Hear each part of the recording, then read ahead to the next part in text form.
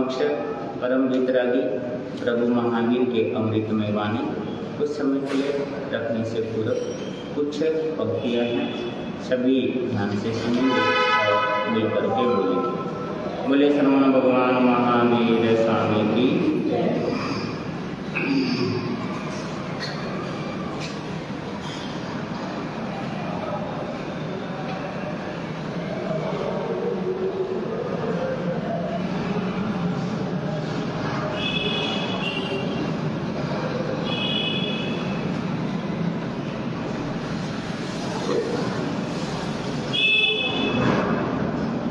भगवान तुम्हें मैं खत लिखता पर पता मुझे मालूम नहीं। भगवान तुम्हें मैं खत लिखता पर पता मुझे मालूम। सूरज से पूछा, चंदा से फिर पूछा,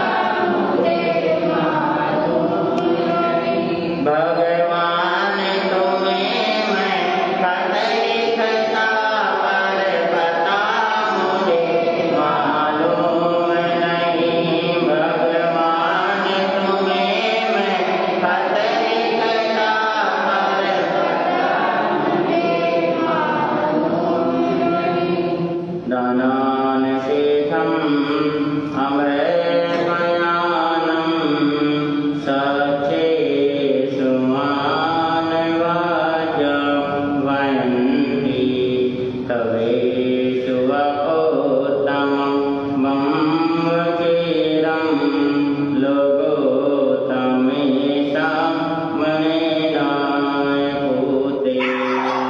लोकोत्तम ज्ञातपुत्र श्रवण भगवान महावीर स्वामी का ये धर्मशास्त्र धर्म प्रगति में प्रभु ने जो धर्म के उपदेश दिए हैं, धर्म के जो मार्ग उन्होंने फरमाए हैं, उनमें से कुछ बातें आप लोगों के समक्ष चल रही है। अभी आप लोगों ने सुना कि भक्त प्रभु से कहता है कि मैं आपको खत लिखता पर मुझे आपका क्या नहीं पता मालूम। उन्हें सब जगह पूछा, गुरु से पूछा, जवाब मिला तेरे हृदय में ही है, पर यहाँ पर कैसे पहुँचा जाए ये मुझे नहीं मालूम। और रामचरितमानस में संत तुलसीदास ने लिखा, जाकी रही भावना जैसी प्रभु मूरत देखी तिनके। जिस व्यक्ति की जैसी भावना होती है वैसे ही प्रभु की मूरत उसको क्या होती है, दिखाई देती है। मैंने यहाँ पर भाव की, किसकी भावना, जिस प्रकार की हमारी भावना होती है उसी प्रकार का हमारा कार्य होता ही चला जाता है। बस इसलिए हमारी भावना कैसी होनी चाहिए, शुद्ध से शुद्धतर, शुद्ध से शुद्धतर हमारी भावना होती चाहिए। क्योंकि बहुत सारी चीज़ें मैं पहले भी सुना चुका हूँ कि बहुत सारी चीज़ें हमारे हाथ में नहीं होती, परंतु हमारे भाव तो हमारे हाथ में है। अच्छा सोचना या बुरा सोचना वो हमारे बस की बात है, और कुछ हमारे बस की हो ना हो, पर भाव है। लेकिन भाव का इतना बड़ा खेल है कि भाव के कारण ही सब कुछ क्या हो जाता है, बदल जाता है। क्योंकि जैसी दृष्टि वैसी है जी, जैसी दृष्टि वैसी सृष्टि होती है।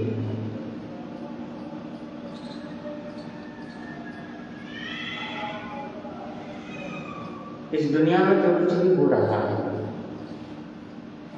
जो हो रहा है हम उसको देखते नहीं, हम अपनी सोच के अनुसार देखते हैं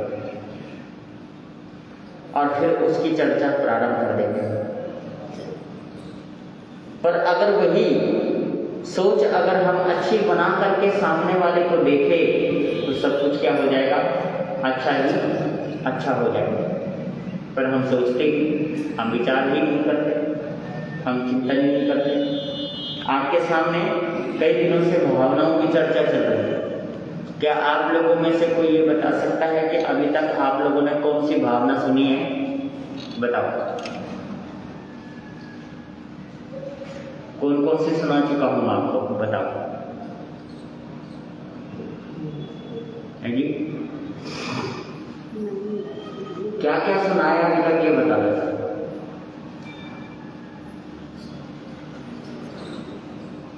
प्रधान जी आप बता दो। हाँ, पहला हो गया।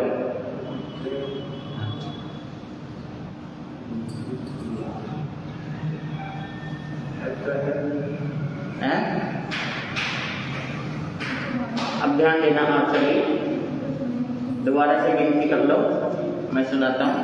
मैंने सुनाया पहले अनित्य भावना, फिर अशरण भावना, उसके बाद संसार भावना कि अनित्य भावना सब कुछ अनित्य है, और अशरण में कि जो अनित्य है वो हमें शरण नहीं दे सकती, और संसार भावना में जो शरण नहीं दे सकती वो हमें सुख भी नहीं दे सकती, क्योंकि संसार में सुख नहीं है। संसार भावना का मतलब है कि संसार में क्या नहीं है। आज तक कोई सुखी हुआ है इस दुनिया में? आप ही बता दो चलो कि हाँ भाई, इस दुनिया में मैं देखता आ रहा हूँ कि वो व्यक्ति क्या है, सुखी है। आपको दूर से लगता है कि वो व्यक्ति बड़ा सुखी है, पर उससे जाके पूछो, आपको बताएगा कि वो कैसा सुखी है। कहीं से दुखी है जी, कहीं ना कहीं से दुखी रहते। हाँ, तो इसीलिए संसार भावना यही है ना कि भाई संसार का मतलब ये है कि संसार में क्या नहीं है, सुख नहीं है संसार में, ये संसार भावना।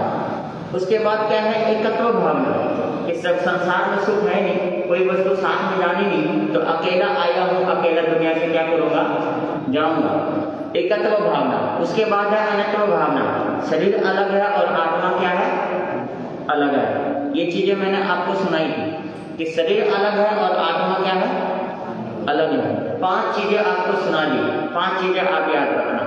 आज मैं छठा सुनाने जाऊंगा, उस छठे को भी याद रखना, क्योंकि जो कुछ भी आपको सुनाया जाता है ज्यादा नहीं तो थोड़ा सा तो आपको क्या रखना है जी, याद रखेंगे तभी तो वो काम आएगा ना। याद ही नहीं रखेंगे तो काम क्या आएगा बताओ। कहते हैं कि पैसा वही जो कंठ में है, मतलब गांठ में है, और विद्या वही जो कंठ में है। समझ रहे ना आप लोग, पैसा वही जो गांठ में है ना, और विद्या वही जो कंठ में है। नहीं तो वो, क्योंकि प्रदेश में सबसे सच्चा साथी कौन है जी, विदेश में सबसे सच्चा साथी कौन, नहीं, विद्या। हमारी विद्या, हमारी हुनर काम आती है। आप कहीं चले जाओ, अनजाने क्षेत्र में चले जाओ, वहां पर पैसा भी काम नहीं आता, क्योंकि व्यक्ति पैसे लेके घूमते हैं, अनजाने व्यक्ति को पास को फटकने नहीं दिया जाता। वहां तो हमारी बुद्धि, हमारी समझ, हमारी विद्या भी क्या आती है, काम आती है अनजाने शहर। तो इसलिए यहाँ पर कहा गया कि विद्या।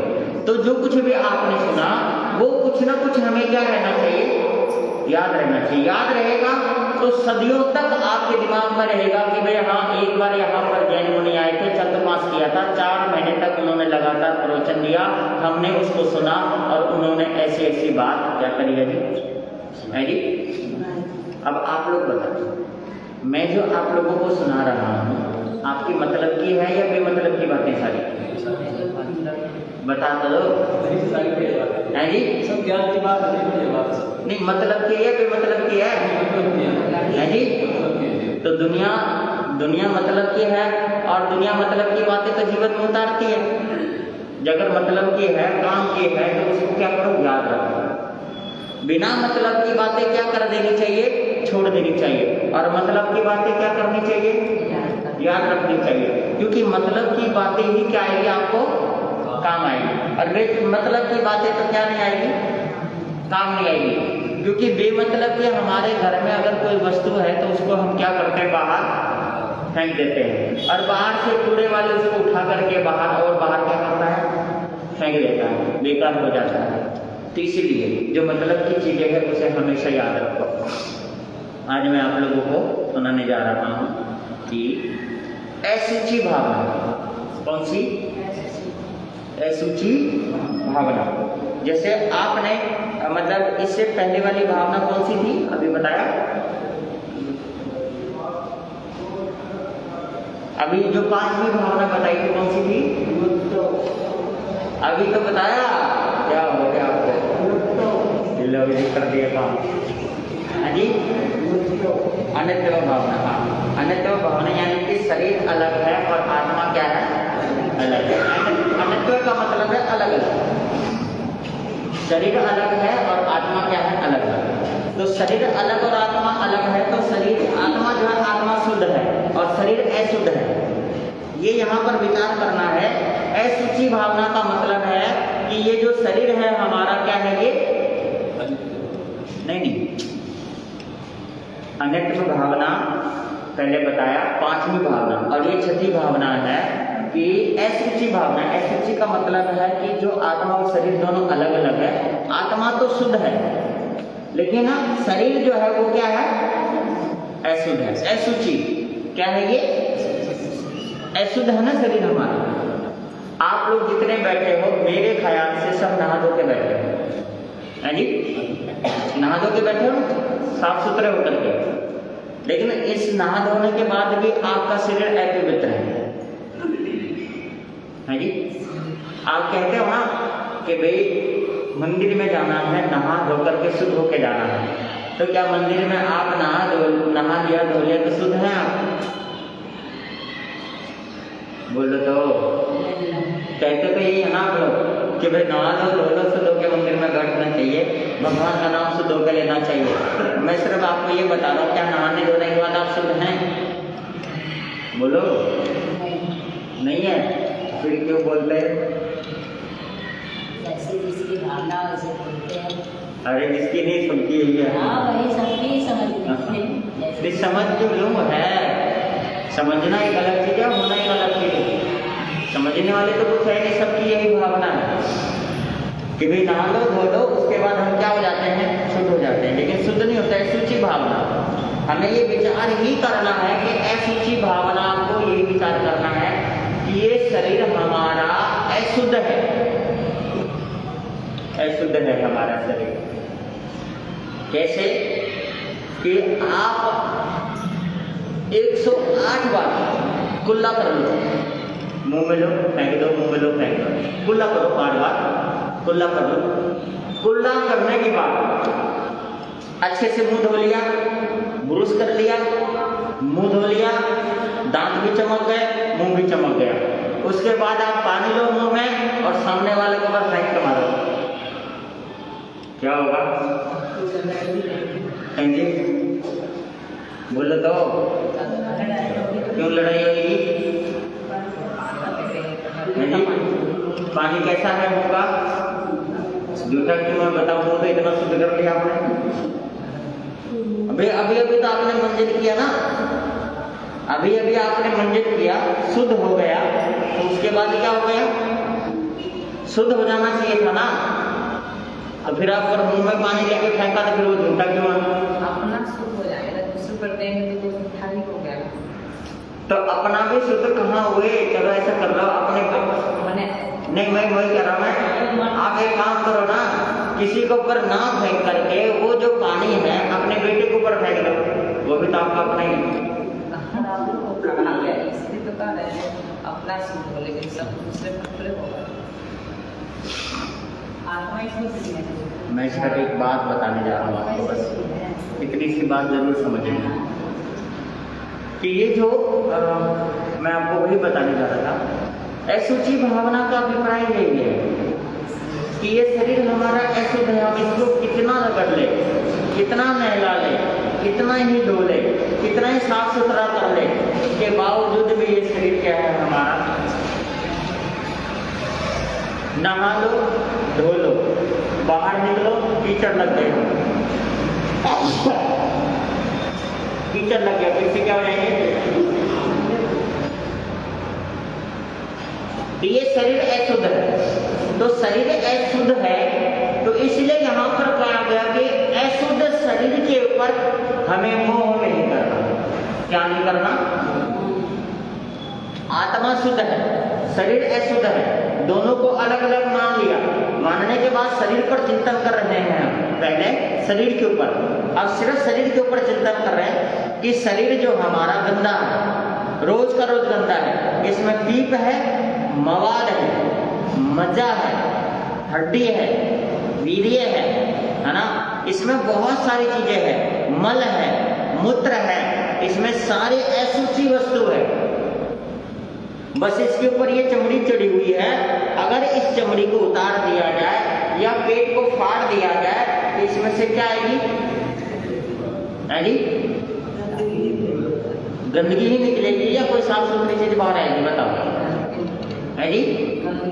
इसके ऊपर सिर्फ ढका हुआ है, इस चमड़ी से ढका हुआ है, और चमड़ी से ढका हुआ तभी तक है जब तक इसके अंदर आत्मा है। आत्मा को हमने बाहर निकाल दिया तो ये शरीर जो है मृत शरीर हो गया, और मृत शरीर आप ज्यादा से ज्यादा एक दिन रख सकते हैं, बस अगले दिन इसमें धीरे धीरे क्या होती चली जाएगी? बदबू होती जाएगी, क्योंकि इसमें है ही गंदगी, गंदगी के सिवा इसके अंदर है जी।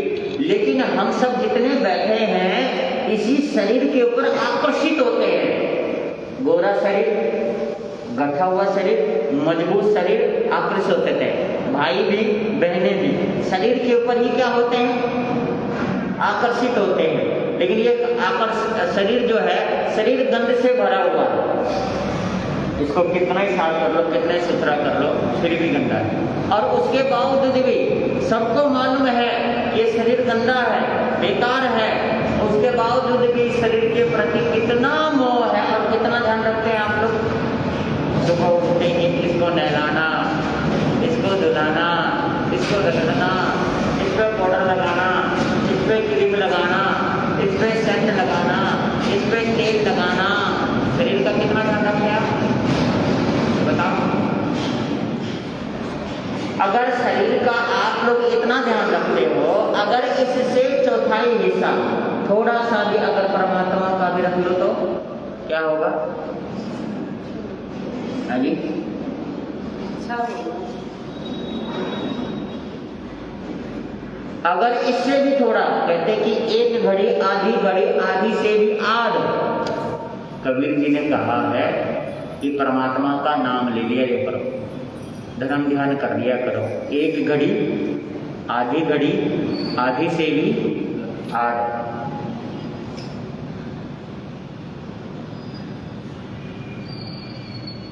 कहते हैं कि एक घड़ी आधी से भी आध, और कहे कबीर है ना, उस व्यक्ति के कटे कोटि अपराध, है ना। तो अगर आधी से भी आध थोड़ा सा भी अगर परमात्मा का नाम लेते हैं तो कोटि करोड़ों अपराध इसके क्या हो जाते हैं? समाप्त हो जाते हैं। लेकिन जितना आप शरीर का ध्यान रखते हैं उतना आप आत्मा का ध्यान नहीं रखते। बस शरीर का ही सुबह से लेकर शाम तक किसका ध्यान रहता है जी? सुबह उठते चाय चाहिए, फिर नाश्ता चाहिए, फिर खाना चाहिए, फिर दोपहर में फिर चाय चाहिए, बिस्कुट चाहिए, नमकीन चाहिए, उसके बाद फिर शाम को क्या चाहिए? खाना चाहिए, और फिर सोते समय एक गिलास क्या चाहिए? दूध चाहिए। लो जी, कर लो बात है जी। और फिर सिराने में रख लेते हैं एक जग पानी, रात में प्यास लगे तो वो भी क्या करेंगे? है जी। कितना ध्यान रखते हैं शरीर का। सिराने में एक जग पानी रखा कि जब आँख खुलेगी तो पानी पी लेंगे। क्या कभी आपने सिराने में एक माला रखी कि सुबह जब दिन में बीच में कभी आँख खुल जाएगी तो राम का नाम ले लेंगे? बोलो तब नहीं ना। क्यों नहीं? करना चाहिए ना। जैसे जब एक जग पानी रखा, एक माला रख लो तो कौन सा आपको दूर पड़ेगा? रख लो माला कि जैसे एक जग पानी पी लोगे, आधा जग पी लोगे, गिलास पी लोगे, फिर सो जाओगे तो उठ, जब आँख खुली है तो उस समय भी परमात्मा का क्या ले लो? थोड़ी देर नाम ले लो, थोड़ी देर नाम लेके सो जाओ, है ना। पानी लेके सोते हो तो नाम लेके भी सो जाओ। लेकिन नहीं, ये चीजें तो नहीं होगी आपसे। शरीर का बहुत ध्यान रखते हैं। शरीर एक उद्गल है और उद्गल का काम है सड़ना, गलना, विध्वंस होना। इस शरीर का कितना ही ध्यान रख लो, इस शरीर में धीरे धीरे क्या होना है? हाँ जी, नष्ट होना है, और हो भी रहा है।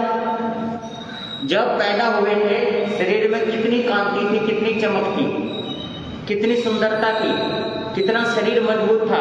कहीं से भी उछल जाओ, कहीं से भी कूद जाओ, कितनी ही मेहनत कर लो। अब धीरे धीरे आपका शरीर, है ना, हाथ भी काम कर रहा है धीरे धीरे, पैर भी धीरे धीरे कमजोर हो रहा है, दिमाग भी धीरे धीरे कमजोर हो रहा है, आंख भी धीरे धीरे क्या हो रहा है?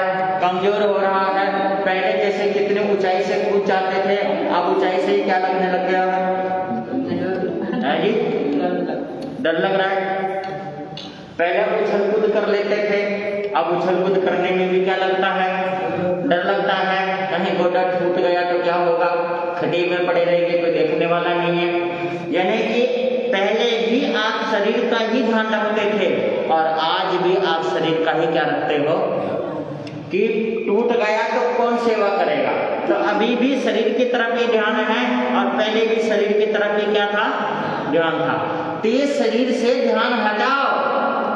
क्या करो? शरीर से क्या करो? ध्यान हटाओ। इस शरीर का ख्याल रखना ठीक है, पर शरीर की तरफ मोह रखना ठीक नहीं है, क्योंकि 24 घंटे किसका ख्याल रहता है आपका? 24 घंटे शरीर का ही ध्यान रहता है आप लोगों को। कोई पतला होना चाहता है तो कोई योगा कर रहा है, कोई मोटा होना चाहता है अच्छी तरह ठूस ठूस के खा रहा है जी। कोई गोरा होना चाहता है जी, तो थोपड़ा लसेड़ने वाली दुकान पे जाकर थोपड़ा लसेड़वाता है। कोई सुंदर देखना चाहता है नाई की दुकान पे चला जाता है जी। कोई दूर तक देखना चाहता है तो चश्मे की दुकान पर चला जाता है। कोई अच्छी तरीके से खाना चाहता है तो दाल की दुकान पे चला जाता है जी। कोई बाल करवाने चाहता है तो काली मेहंदी लेकर के आ जाता है। पता नहीं क्या क्या करते हैं आप लोग है जी, पता नहीं क्या क्या करते रहते हैं शरीर के लिए। रोज रोज सुबह से लेकर शाम तक कुछ न कुछ इस शरीर के लिए क्या करते रहते हैं जी, करते रहते हैं। शरीर के लिए व्यक्ति करता है, पर कब तक करेंगे शरीर के लिए? मैं आपको एक छोटा सा उदाहरण देने जा रहा हूँ, ध्यान देना आपसे। हस्तिनापुर के नरेश राजा और हस्तिनापुर के चक्रवर्ती लगा लो, चक्रवर्ती थे, उनका नाम था सनत कुमार चक्रवर्ती। बहुत पहले हुए हैं सनत कुमार चक्रवर्ती।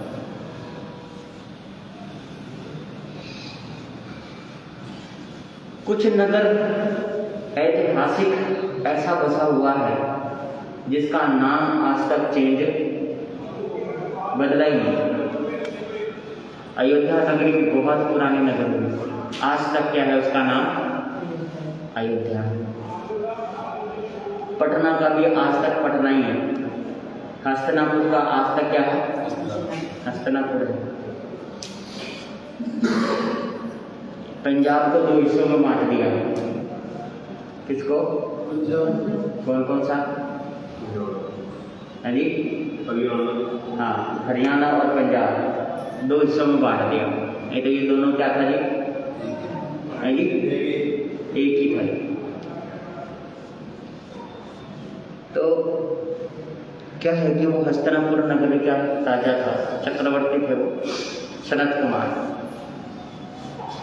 बहुत सुंदर, बहुत कांति वाली, सोने जैसी चमकती हुई देह थी। रोजाना अपने शरीर पर 2-2, 3-3 पहलवान लगा करके मालिश करवाते थे। तेल की, चंदन की, बिलेटन की, हल्दी की, इस तरीके से वो रोजाना का रोजाना क्या करवाते थे? मालिश। फिर नहा धो करके तैयार होकर के महल में आते थे, दरबार में आते थे। लोग उनके देह को देख करके और उनकी शान को देख करके वाह वाह करते। और सनत कुमार चक्रवर्ती जो थे ना, उनकी 70,000 रानियां थी। कितनी? 70,000। कम है? 70,000 कम है या ज्यादा है? हाँ जी, बहुत ज्यादा। हाँ देख लो कितनी रानियां थी? 70,000। जैसे आप कर्मयोगी श्री कृष्ण के बारे में कहते हैं कि 16,000 की, लेकिन उनकी तो 70,000। सोच करके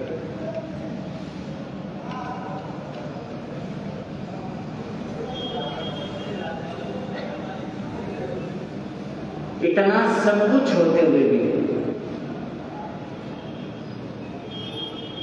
एक बार की बात है, 1-2 ब्राह्मण, यानी कि आप ये कह लो कि देवता थे, वो दोनों परीक्षा लेने के लिए आए थे। तो वो दोनों जो है ना ब्राह्मण का रूप बना करके सिर पे एक पोटली रख करके आए।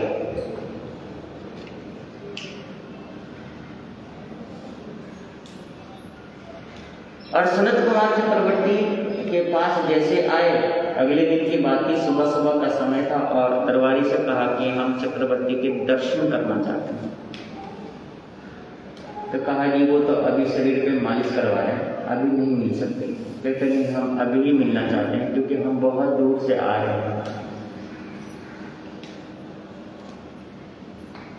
बहुत ज्यादा फरियाद की, तब उसको जाने दिया दोनों ब्राह्मणों को। दोनों ब्राह्मण गए, चक्रवर्ती को प्रणाम किया, कहा महाराज की जय हो, विजय हो।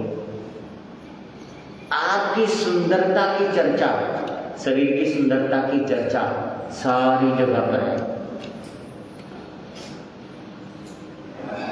चर्चा हम दोनों ब्राह्मणों ने, हम दोनों भाई हैं, हमने देखा नहीं था आपको, कि हमने सोचा कि ऐसा सुंदर शरीर है तो एक बार उनको देखना, यानी देखना तो चाहिए कि कैसा सुंदर शरीर है, एक बार देखना चाहिए। सनत कुमार चक्रवर्ती ने पूछा कि कहाँ से आए हो? तो ये कहा कि हम बहुत दूर से, इतनी दूर से आए हैं कि एक एक बोरी जूते चप्पलों की भर गई है, घिस घिस करके, क्योंकि चल चल के घिस गया, इतनी दूर से आए हैं। कितनी बताएं कितनी दूर से आए? सिर्फ ये सुन करके देखने के लिए आए कि आपका शरीर बहुत सुंदर है राजन, आपका शरीर तो वाकई में सुंदर है। तो उस समय सनत कुमार चक्रवर्ती अपनी सुंदरता का अहंकार, कहते हैं कि कभी रूप का अहंकार भी नहीं करना चाहिए। सनत कुमार चक्रवर्ती दोनों ब्राह्मणों के सामने कहते हैं कि सुनो ब्राह्मण देवता, मेरे शरीर की सुंदरता की चमक अभी क्या देखते हो? जब मैं नहा धो करके सज के दरबार में बैठूंगा ना, तब देखना आंख आपकी फटे की फटी रहेगी। ये अहंकार कर लिया। क्या कर लिया? अहंकार कर लिया।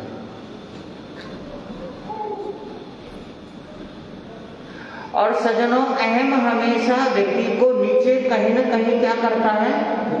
गिरा देता है, चाहे वो किसी भी चीज का अहंकार करे।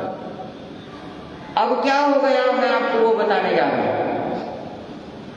कि ब्राह्मण देव ने कहा ठीक है राजन, आप नहा धो लो, फिर देख लेंगे हम दरबार में, हमने तो सुंदरता देख ली, फिर भी सुंदरता आपकी देखेंगे दरबार में, कोई बात नहीं, हम इंतजार करेंगे, आप नहा धो लो। सनत कुमार चक्रवर्ती नहाने धोने चले गए, नहा धो करके चंदन का विलेचन कर करके वो है ना बहुत अच्छे से सुंदर आभूषण पहन करके, सुंदर वस्त्र पहन करके, और भी इठलाते हुए कि वे इतनी दूर से ब्राह्मण देव मेरे को देखने के लिए आए, मेरी सुंदरता को सिर्फ। तो वो सुसज्जित होकर के दरबार में, और दरबार में बैठे कहते, कहो ब्राह्मण देवता अब कैसे लग रहा हूँ? हाँ जी, समझ रहे हो मैं कैसे लग रहा हूं? तो समय ब्राह्मण देव ने कहा, राजन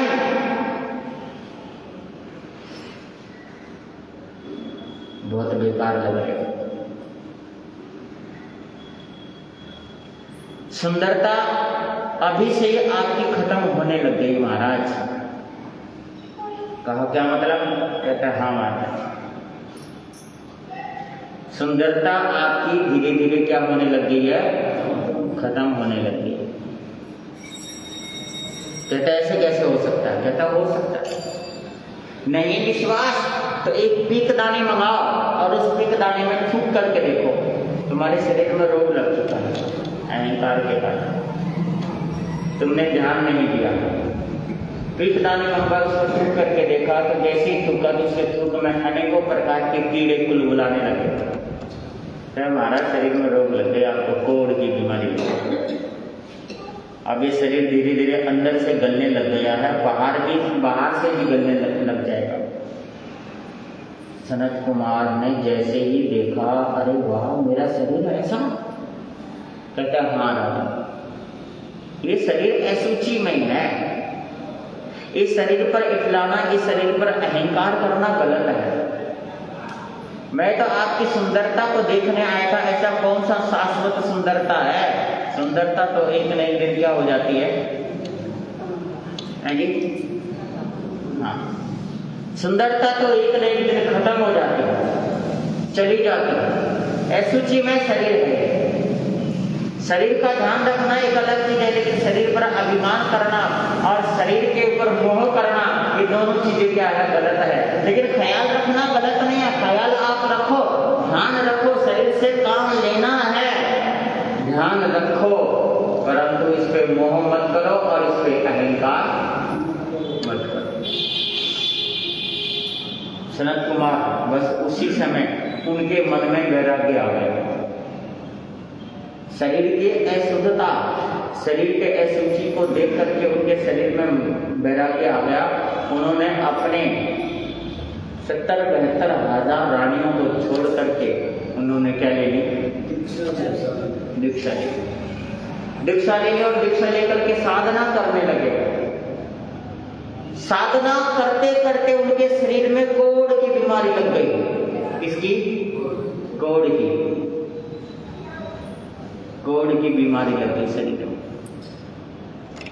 लाल लाल बड़े बड़े धब्बे हो गए, मोटे मोटे शरीर पर। शरीर बिल्कुल बेकार लगने लगा। लेकिन वो तो साधु बन गए थे, जंगल में रहते थे, उन्हें कोई परवाह नहीं था। अब उन्होंने समझ लिया था कि शरीर क्या है? अशुचि है, शरीर गंदा है, अंदर गंदगी थी, वो बाहर आ गया है। फिर वही देवता दोनों ही वैद्य का रूप धारण करके सनत कुमार चक्रवर्ती के पास आ गए। वो जो मुनि बन गए थे सनत कुमार मुनि, उनके पास आ गए। आकर के बोले कि हे मुनिवर, हम वैद्य हैं, डॉक्टर, आपके शरीर में रोग लगा हुआ है, हम आपका इलाज कर दें। सनत कुमार मुनि कहने लगे कि हे वैद्यराज, अगर इलाज करना है तो मेरे कर्मों का करो। मेरे शरीर का इलाज मुझे चाहिए, मेरे शरीर का इलाज तो मैं खुद भी कर लूंगा। अगर करना है तो किसका करो? मेरे कर्म का इलाज करो, ताकि मेरे कर्म कट जाए और मैं इस संसार सागर से क्या हो जाऊं? पार हो जाऊं।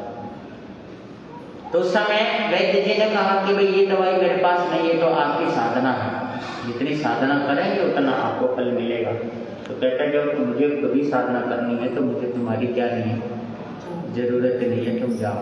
वैद्य को भेज दिया, उनका इलाज नहीं है, उनकी दवाई नहीं है, उनकी औषधि नहीं है, और वो साधना करते हैं। और ऐसी साधना करी उन्होंने, ऐसी साधना करी, अंत समय में उनको केवल ज्ञान हो गया। और केवल ज्ञान, केवल दर्शन की प्राप्ति करके अंत समय में वो मोक्षगामी जीव हो गए, भगवत अवस्था को उन्होंने प्राप्त कर लिया। ऐसी साधना। तो अशुचि में शरीर है, तो ये चिंतन करें कि ये जो शरीर है हमारा अशुचि में है, ये शरीर शुद्ध नहीं है। अशुचि क्या है? ये शरीर है हमारा, अशुचि शरीर। तो शरीर पर चिंतन करके इस शरीर से मोह हटा लीजिए। कई बार तो व्यक्ति शरीर का मोह करके ही मेहनत ही नहीं करना चाहता। शरीर का मोह कर ही क्या नहीं करना चाहते हैं? मेहनत नहीं करना चाहते। सज्जनों, आज लोग परेशान होते हैं किसी किसी चीज के लिए, लेकिन मेहनत नहीं करते। पहले के समय में आप देखो, जब सारे के सारे गांव में रहा करते थे, दिल्ली जैसे शहर में तो बाद में लोग आकर के बसे हैं। दिल्ली के आवासी तो कोई भी नहीं है, एक भी नहीं मिलेगा। दिल्ली वासी तो एक भी नहीं मिलेगा पूरी दिल्ली में। पूरी दिल्ली में चाहे बड़ी कॉलोनी हो चाहे छोटी कॉलोनी हो, हर कॉलोनी में व्यक्ति कहीं से आकर के यहाँ पर क्या हुए हैं? बसे हैं। दिल्ली का तो कोई है ही नहीं। हाँ, ये है कि भाई उसके बाप दादा यहाँ आकर के रह रहे हैं, वो पैदा यहाँ हुआ है, तो वो अपने आप को क्या कह देता है? मैं दिल्ली का हूँ। पर दिल्ली वासी तो कोई है ही नहीं। कोई ना कोई आकर के यहाँ पर क्या हुआ है? बसा है। लेकिन मैं सिर्फ आपको बात याद दिलाने जा रहा हूँ कि आप पहले की बातें याद करो। पहले लोग गांव में रहते थे और गांव में बाहर कुएं से पानी भर भर के लाते थे, नहीं लाते थे? सिर पे मटका है जी, गोद में भी मटका और हाथ में, कभी भर के देखा ऐसा? लाए हैं, भर के देखने की क्या बात है? लाए हैं ना? हाँ, भरे। और आज आपको एक बाल्टी कपड़ा जो आपने धोया है उसको भी छत पे ले जाने में बड़ा जोर पड़ता है, नहीं पड़ता? बता, पड़ता या नहीं पड़ता है जी? आप सोच करके देखो कि हम अपने शरीर की ताकत को ही नहीं समझ पा रहे कि वो जमाना था सुबह 4 बजे उठ करके पानी लाना, आंगन बुहारी करना, उसके बाद धान कूटना और गेहूं को पीसना। पीस कर ही खाते थे, रोजाना ही पीसते थे तकरीबन। पीस करके धान उबालना होता था, सुखाना, धान उबालना, सुखाना, फिर कूटना, पटकना, फिर उसके बाद मतलब आटा, मतलब गेहूं पीसना, आटा गूंदना, रोटी बनाना और मसाला भी पीस कर ही डालते थे सब्जी में, रोज की रोज करते थे ना, रोज के रोज करते थे ना। आज तो पिसा पिसाया मसाला आता, वो भी मसाला पता नहीं लाल मिर्च में रंग मिला हुआ होता है, हल्दी में है ना ईंट की पिसी हुई होती है, काली मिर्च में पपीते की बीज होती है, बहुत सारी चीजें होती है। और वही चीजें आपको क्या लगता है? अच्छा लगता है, अच्छा लगता है। क्यों? इसलिए कि हम शरीर से काम लेना छोड़ दिए, और इसलिए हमारा शरीर क्या हो गया है? ये तो शरीर है, इस शरीर से जितना काम लेंगे उतना आपका क्या होगा? फायदा ही फायदा होगा। बस इतनी सी बातें बहुत है, समय हो गया है आप लोगों का, समय का ध्यान रखते हुए चलेंगे। आप सभी समय पर प्रवचन सभा में पहुंचे। धर्म कल्याणकारी है धर्म की, कभी तुम भुलो ना, धर्म कल्याणकारी है धर्म की,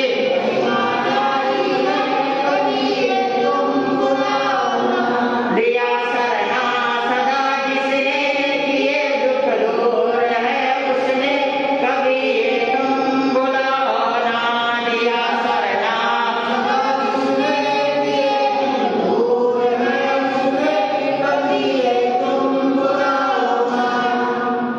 सभी अपने अपने स्थान पर खड़े होकर के जयकारा बोलेंगे, मंगल पाठ सुनेंगे।